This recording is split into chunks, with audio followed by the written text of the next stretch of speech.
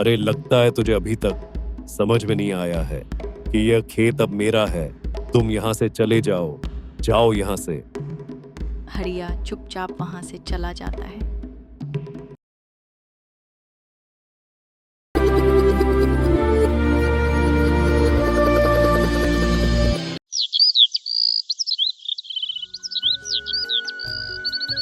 श्यामपुर गांव में हरिया नाम का एक किसान अपने खेत में पहुंचा ही था कि तभी उसकी नजर दूसरे खेत पर बैठे हुए रामू पर पड़ी। हरिया तुरंत रामू के पास जाकर बोला, रामू क्या हो गया? तुम इतने उदास क्यों बैठे हो? क्या कहूँ, इस बार भी मेरी फसल पूरी तरह से बर्बाद हो गई। अब तो बीज खरीदने तक के लिए पैसे नहीं बचे हैं। अरे तुम चिंता मत करो, ईश्वर से प्रार्थना करो, वो तुम्हारी मदद जरूर करेंगे। मैं सोच रहा हूँ कि सेठ होशियार चंद से थोड़ा कर्ज ले लेता हूँ। जब अगली फसल अच्छी होगी तो उनका कर्ज चुका दूंगा। हरिया का चेहरा गुस्से से तमतमा उठा। उसे सेठ होशियार चंद का नाम सुनते ही अपने गांव के उजड़े चेहरे याद आने लगे। अरे क्या तुम पागल हो गए हो? तुम नहीं जानते सेठ होशियार चंद को, कितना लालची है। उसने न जाने कितनों की जमीनें छीनी हैं, कितनों को घर से बेघर कर दिया है। अरे तो मैं क्या करूं? मेरे पास और कोई रास्ता भी तो नहीं है। मेरा बेटा है, पत्नी है और बूढ़ी माँ है। सबका पेट कैसे पालूं? देखो रामू, तुम कोई और उपाय सोचो, लेकिन मैं तुम्हें सेठ होशियार चंद के पास बिल्कुल नहीं जाने दूंगा। अब तुम मुझे ही देखो, मेरी जमीन आधी बंजर है और जो बाकी है वो कुछ उगाती नहीं। फिर भी मैंने कभी उस सेठ से मदद मांगी क्या? अरे हरिया, तो तुम मदद मांगोगे भी कैसे? तुम्हारी जमीन तो खुद कर्ज के लायक नहीं है। वैसे तुम्हारी सलाह ठीक है, पर क्या करूं? मुझे कोई और चारा तो नहीं दिखता। चलो मैं जाता हूं। इसके बाद रामू वहां से चला जाता है। हरिया उदास होकर अपने खेत में काम करने लग जाता है, लेकिन उसे रामू के कहे हुए बात का बहुत बुरा लगता है। इधर रामू सेठ होशियार चंद की हवेली पहुंच जाता है। सेठ जी, मेरी फसल सूख गई है। मेरे पास बीज खरीदने को भी पैसे नहीं है। मुझे थोड़ा सा कर्ज की जरूरत है। रामू, तुम मेरे कर्ज देने का तरीका जानते हो ना? अगर समय पर नहीं चुकाया तो ब्याज इतना बढ़ जाएगा कि खुद मुझसे भी हिसाब नहीं किया जाएगा। साफ साफ कहूं तो खेत मेरा हो जाएगा। ठीक है सेठ, मुझे मंजूर है। सेठ रामू को कुछ पैसे दे देता है और रामू उम्मीद लिए वहां से चला गया। लेकिन जैसे ही वो गया, सेठ होशियार चंद की पत्नी मुस्कुराते हुए बोली, अगर किसी दिन तुम्हारा भांडा फूट गया तो? अरे कौन सा भांडा? आधे किसानों की फसल तो तुमने खुद ही कीटनाशक डालकर बर्बाद कर दिया है, और जब किसान कर्ज मांगने आता है तो तुम उन पर भारी ब्याज लाद दिया करते हो और किसानों के खेत पर कब्जा कर लेते हो। मेरा भांडा कभी नहीं फूटेगा, और अगर फूट भी गया तो कोई मेरा कुछ नहीं बिगाड़ सकता। और तुम जानती हो कि मैं ऐसा क्यों कह रहा हूँ। सेठ की आंखों में एक रहस्यमय चमक थी और उसकी पत्नी की आंखों में लालच की एक विकृत रोशनी। इधर हरिया जब घर लौटा तो उसके मन में रामू को लेकर चिंता की लहरें थीं। उसके घर के आंगन में उसकी पत्नी आशा बैठी हुई थी। हरिया अपनी पत्नी आशा को सारी घटना बताते हुए चिंतित स्वर में बोला, आशा ना जाने यह गांव वालों को हो क्या गया है। मैंने रामू को बहुत समझाने की कोशिश की, लेकिन वो तो बस एक ही रट लगाए बैठा था। मुझे सेठ जी से कर्ज लेना है, अभी तक जाकर ले लिया होगा। देखना आशा, उसका खेत भी अब उसके हाथ से चला जाएगा। ना जाने इस लालची सेठ का अंत कब होगा, कब गांव वालों को इससे मुक्ति मिलेगी। और फिर खाना खाकर दोनों सो गए। अगले दिन जब हरिया की आंख खुली तो वह अपने घर में सेठ होशियार चंद और उसकी पत्नी को देखकर चौंक गया। अरे सेठ जी, आप इस गरीब के घर में, ये तो कोई चमत्कार लग रहा है। देखो हरिया, मुझे तुमसे एक बहुत जरूरी काम है। सेठ जी, अब आप जैसे अमीरों को भला हम जैसे गरीबों से क्या ही काम हो सकता है। सुनो, तुम अच्छी तरह से जानते हो कि गांव की ज्यादातर जमीन अब एक तरह से मेरे नाम हो चुकी है। सिर्फ रामू की जमीन बची थी और उसने भी मुझसे कर्ज ले लिया है। हाँ, मैंने उसे समझाया था कि आपसे कर्ज ना ले, लेकिन उसने वही गलती दोहराई। हाँ, मुझे सब मालूम है और मैं यह भी जानता हूँ कि तुम गांव के सबसे चतुर आदमी हो। आप घुमा फिरा कर बात मत कीजिए सेठ जी, सीधे मुद्दे पर आइए। हाँ, तो मुद्दे की बात यही है कि अब सिर्फ तुम्हारी जमीन बची है जिसे अब तक हम नहीं ले पाए हैं। हमें पता है कि तुम कभी हमसे कर्ज नहीं लोगे, इसलिए कब्जा भी नहीं कर पाएंगे और इसलिए हम तुम्हारी जमीन साक्षात खरीदना चाहते हैं। हरिया यह सुनकर अचंभित रह गया। आप बहुत अच्छे से जानते हैं सेठ जी कि मेरा खेत आधा बंजर है, उसमें मैं कितना पसीना बहाकर फसल उगाता हूं, यह तो बस मैं ही जानता हूं। गांव के सभी किसान तो अचंभे में रहते हैं कि मैं बंजर जमीन पर फसल कैसे उगा लेता हूं। अब आप ये बताइए, उस जमीन का क्या करेंगे? कोई भी किसान उसमें हल नहीं चला पाएगा। अरे, तुम्हें इस बात से कोई मतलब नहीं होनी चाहिए कि मैं उसमें हल कैसे चलाऊंगा। मैं तुम्हें मुंह मांगे कीमत देने को तैयार हूं। अब बोलो। मुंह मांगी कीमत एक बंजर जमीन की? आखिर ऐसा क्या है उस जमीन में? अरे भाई, तुम आम खाओ, गुठलियों में मत उलझो। इतना सुनकर हरिया गहरी सोच में डूब जाता है। थोड़ी देर बाद हरिया बोला, देखिए सेठ जी, मैं एक किसान हूं और मैं अपनी जमीन मुंह मांगे कीमत पर नहीं बेचूंगा, क्योंकि यह जमीन मेरे पूर्वजों की निशानी है। इतना सुनकर सेठ की पत्नी धीरे से सेठ के कान में बोली, मैंने आपसे कहा था ना, ये होशियार किसान है, ये कभी नहीं मानेगा। इधर हरिया की पत्नी आशा हरिया के कान में धीमी आवाज में कहती है, तुम जानते हो, सेठ होशियार चंद का पूरे गांव में दबदबा है। अगर उसने खेत पर कब्जा कर लिया तो हम चाहकर भी कुछ नहीं कर सकते। इसीलिए जो रकम सेठ दे रहा है उसे ले लो। वैसे भी तुम्हारा खेत तो आधा बंजर है। आशा, तुम सही कह रही हो, लेकिन चलो ठीक है। हरिया का मन नहीं मान रहा था, लेकिन आशा के शब्दों ने उसे सोचने पर मजबूर कर दिया। ठीक है सेठ जी, मैं तैयार हूं। हाँ, ये हुई ना बात। चलो फिर, तुम्हारे पिता का कर्जा माफ कर दिया और आज से तुम्हारा खेत भी मेरा हो गया। मेरे पिता का कर्ज, ये क्या कह रहे हैं आप? अरे देखो, मैं समझाता हूँ। तुम्हारे पिता ने कई साल पहले हमसे कर्ज लिया था। उसे चुकाने से पहले ही वह मर गए। अब हमें तुम्हारी जमीन की जरूरत है और इसलिए हम कर्ज को ब्याज सहित माफ करते हैं। तो अब से तुम्हारा खेत हमारा हो गया। हरिया की आंखों में हैरानी थी। सेठ होशियार चंद और उसकी पत्नी दोनों हंसते हुए वहां से चले गए। हरिया अपनी पत्नी की ओर देखकर बोला, अरे ये तो सरासर लूट है, अन्याय है। अब क्या होगा? हे भगवान, मैंने सोचा था कि सेठ कुछ मदद करेगा। मैं चुप नहीं रह सकता आशा, मैं मुखिया से इस मामले पर चर्चा करूंगा।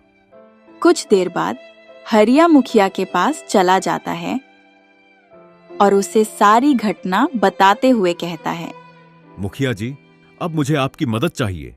सेठ होशियार चंद ने मेरे खेत पर जबरन कब्जा कर लिया है। अब भला इसमें मैं क्या कर सकता हूँ? होशियार चंद का दबदबा दिन रात बढ़ता जा रहा है। अब यह गांव गरीब है, सब डरते हैं, तो करें क्या? तो फिर मुझे क्या करना चाहिए? अरे आप कहाँ जा रहे हैं? कुछ तो कहिए। मुखिया जी सुनिए। मुखिया हरिया की बात का जवाब दिए बगैर वहां से चला गया। हरिया की आंखों में निराशा थी। इसके बाद हरिया आंखों में निराशा लिए हुए अपने घर चला जाता है।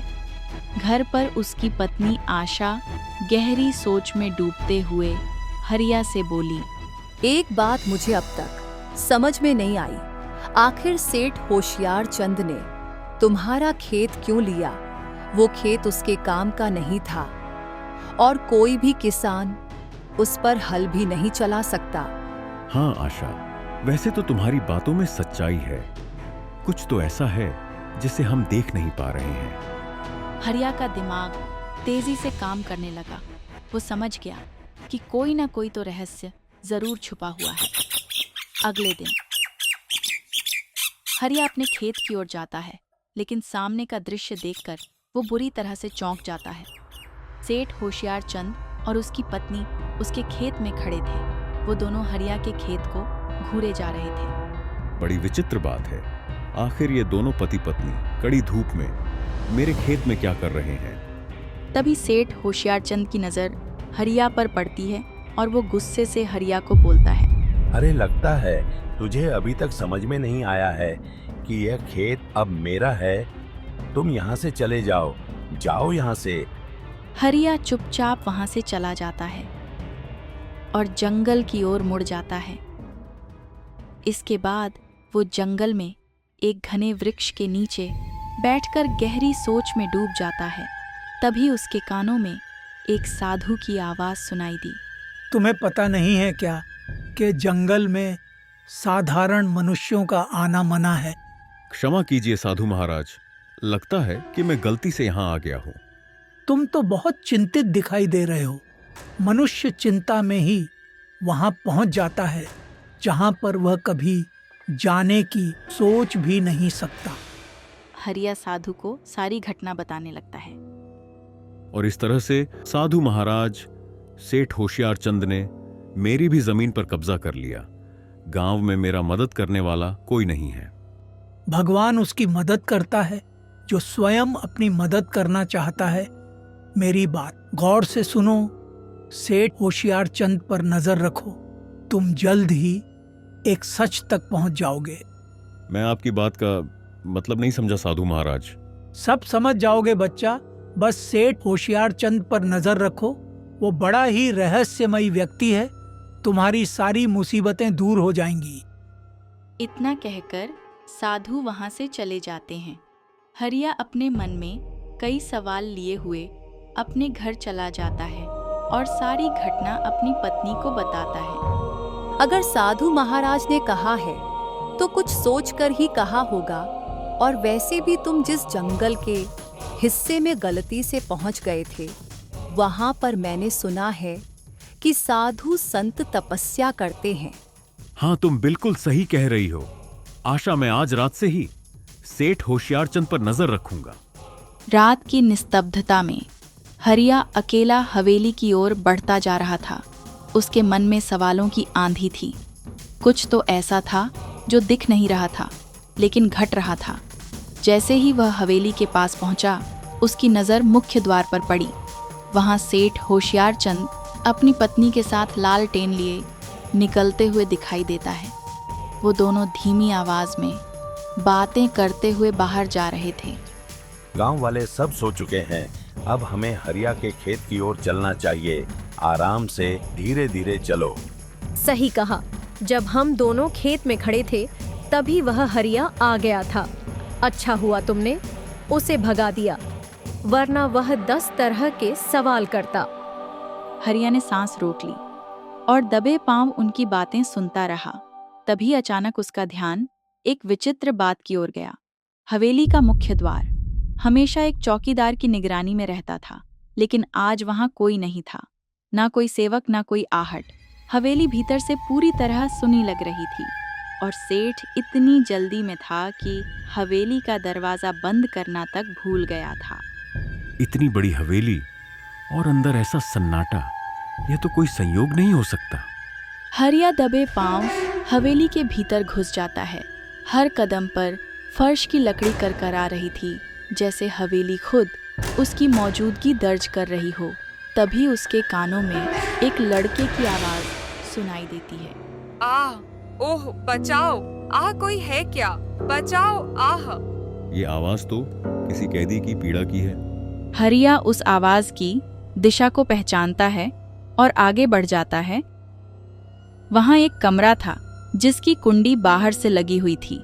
आवाज उसी कमरे से आ रही थी। उसने बिना शोर किए कुंडी खोली और भीतर झांका। कमरे में एक 14 वर्षीय बालक कुर्सी से बंधा था और उसके मुंह में कपड़ा ठूंसा हुआ था। हे भगवान, ये कौन है? हरिया ने फुर्ती से आगे बढ़कर उसके मुंह से कपड़ा हटाया और रस्सियां खोली, लड़का बुरी तरह थका हुआ और डरा हुआ था, लेकिन उसकी आंखों में रात सी तेज था। कौन हो तुम और तुम्हें यहाँ बांधकर क्यों रखा गया है? मेरा नाम आदित्य है। मैं राजकुमार आदित्य हूँ, राजा विक्रम का पुत्र। हरिया का चेहरा सफेद पड़ गया, जैसे किसी भूले इतिहास का पन्ना अचानक सामने आ गया हो। क्या राजकुमार, लेकिन आप यहाँ कैसे? 4 साल पहले मेरा अपहरण हुआ था। जब मुझे होश आया तो मैं इस जगह पर बंधा हुआ था और मेरे सामने एक मोटा आदमी खड़ा था जो मुझसे एक रहस्य जानना चाहता था। रहस्य? कौन सा रहस्य? राजकुमार आदित्य सारी घटना बताते हुए बोला। इस गांव में एक खेत है जिसके नीचे सोने का पत्थर दबा हुआ है। ऐसा पत्थर जो किसी भी वस्तु को छुए तो उसे सोने में बदल देती है। वो उस आदमी को किसी तरह से इस रहस्य का पता चल गया और 4 साल से वो मुझसे वही पूछ रहा है, लेकिन मैंने कभी कुछ नहीं बताया क्योंकि मैं जानता था कि जैसे ही मैं सच्चाई बताऊंगा वो मुझे मार देगा। हरिया गहरी सोच में डूब जाता है। उसके चेहरे पर चिंता और आश्चर्य दोनों एक साथ उभर आती है। अच्छा, तो सेठ होशियार चंद ने कल इसीलिए मेरे खेत पर कब्जा कर लिया, और वो भी वो खेत जो बंजर है। हाँ, परसों ही उसने मुझे बहुत मारा था। मैं दर्द से करकरा रहा था और तब मैंने केवल इतना ही कहा कि पत्थर उस खेत में दबी है जो आधा बंजर है और आधा हरा भरा। मैंने पूरी सच्चाई नहीं बताई क्योंकि मेरी एक ही उम्मीद थी कि शायद कोई मुझे ढूंढ ले। हरिया की आंखें फैल गईं। अब सब कुछ स्पष्ट हो चुका था। इसीलिए उसने मेरे खेत को चुना, लेकिन वो खेत इतना बड़ा है, सेठ को पता कैसे चलेगा कि पत्थर कहाँ है? मैं जानता हूँ कि पत्थर कहाँ है, लेकिन मैं तुम्हें नहीं बताऊंगा। क्यों? क्या भरोसा कि तुम भी सेठ की तरह निकलो, पत्थर के लिए मुझे भी धोखा दे दो। क्या पता तुम सेठ के ही आदमी हो। हरिया के चेहरे पर हल्की मुस्कान आई और आदित्य की आंखों में देखकर बोला, मुझसे डरने की जरूरत नहीं है। मैं तुम्हारी मदद करूंगा, लेकिन तुम किसी को मत बताना कि मैं यहाँ पे आया था। आज रात ही मैं तुम्हारे पिता राजा विक्रम से मिलने जाऊंगा और मैं उन्हें सब कुछ बताऊंगा, ठीक है? आदित्य ने पहली बार हल्का सा सिर हिलाया। हरिया ने फिर से उसे उसी स्थिति में बांधा ताकि किसी को शक ना हो। फिर कुंडी लगाकर बाहर निकल गया। हवेली अभी वैसी ही शांत थी, लेकिन हरिया जान चुका था कि यह सन्नाटा असली नहीं था। यह किसी बड़े षड्यंत्र की नींव थी। इसके बाद हरिया सीधे राजमहल चला जाता है। वहां द्वार पर खड़ा एक सैनिक उसका रास्ता रोककर खड़ा हो जाता है। अरे रुको, कहाँ जा रहे हो? रात के समय कोई भी महल में प्रवेश नहीं कर सकता। अरे भाई, मुझे महाराज से मिलना अत्यंत आवश्यक है। मैं उनके 4 वर्ष पूर्व लापता हुए पुत्र के विषय में जानता हूँ, जाकर कहो। सैनिक चौंक गया। उसने बिना विलंब किए हरिया को राजकक्ष तक ले जाता है, जहाँ राजा विक्रम सिंह रानी सौम्या के साथ विराजमान थे। कौन है यह युवक और तुम इसे मेरे कक्ष में क्यों ले आए? महाराज, यह व्यक्ति कहता है कि इसे राजकुमार आदित्य के बारे में जानकारी है। क्या तुम्हें वास्तव में पता है मेरा पुत्र कहाँ है? क्या तुम सच बोल रहे हो? यदि हाँ, तो मैं तुम्हें ऐसा इनाम दूंगा जिसकी तुम कल्पना भी नहीं कर सकते। महाराज, मैं सच कह रहा हूं, लेकिन मैं यह सब इनाम के लिए नहीं कर रहा। एक पुत्र वर्षों से अपने माता पिता के प्रेम से वंचित रहा है, एक कैदी के रूप में बंद है। मैं केवल यह इंसानियत के कारण कर रहा हूं। हरिया ने उन्हें सारी घटना विस्तार से बता दी। सुनकर रानी की आंखें भर आईं और राजा की मुट्ठियां कस गईं। सैनिकों, चलो, सेठ होशियार चंद की हवेली में चलना है अभी। कुछ ही समय बाद राजा, रानी, हरिया और सैनिक सेठ होशियार चंद की हवेली के बाहर थे। सेठ अपनी पत्नी के साथ हरिया के खेत से आया। जब उसने राजा को अपने द्वार पर देखा तो उसके पैरों तले जमीन खिसक गई। सेठ, इतनी रात गए, कहाँ से लौट रहे हो? सेठ होशियार चंद घबराया हुआ था।